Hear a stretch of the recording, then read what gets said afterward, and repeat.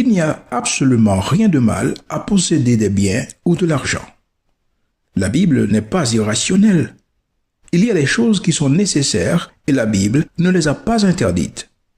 Mais quand nous y mettions notre cœur, quand nous nous identifions à elle et ne pouvons pas vivre sans elle, alors nous sommes devenus des esclaves.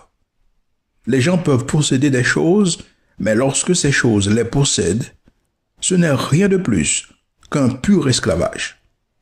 C'est complètement dégradant.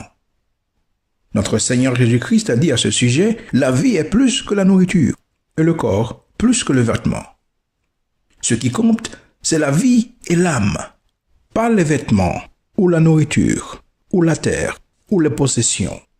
Ces choses-là sont faites pour nous. Nous ne sommes pas faits pour elles. Considérez combien est terrible l'avarice.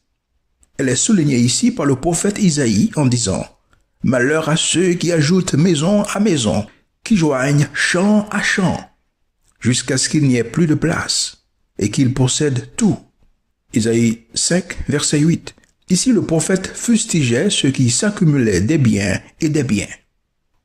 Le grand danger de la cupidité est qu'une fois que vous y êtes tombé, vous ne serez jamais satisfait de ce que vous avez.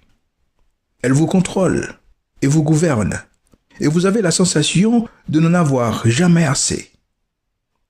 Nous en avons un grand exemple dans la Bible.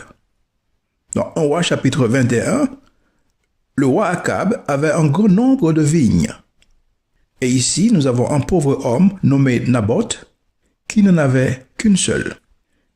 Sa vigne était un petit héritage.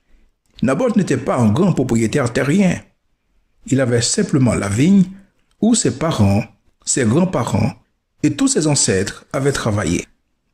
Le roi Akab voulait sa vigne car elle était proche de son palais et il voulait en faire un potager.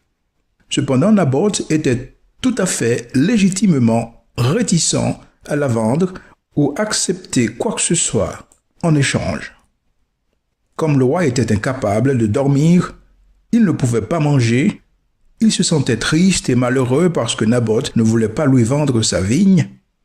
Alors sa femme est venue, cette femme rusée appelée Jézabel, et lui a dit « Pourquoi te comportes-tu comme un homme ordinaire? N'es-tu pas le roi d'Israël?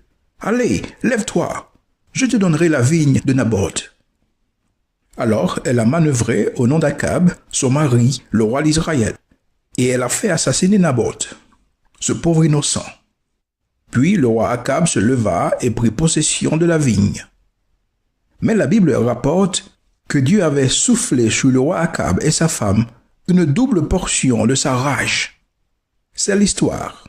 Mais considérez l'égoïsme d'Akab et son incapacité à considérer quelqu'un d'autre que lui-même. Ses sentiments personnels, la fierté de sa famille, son rang, ne lui permettaient pas de considérer le pauvre Naboth.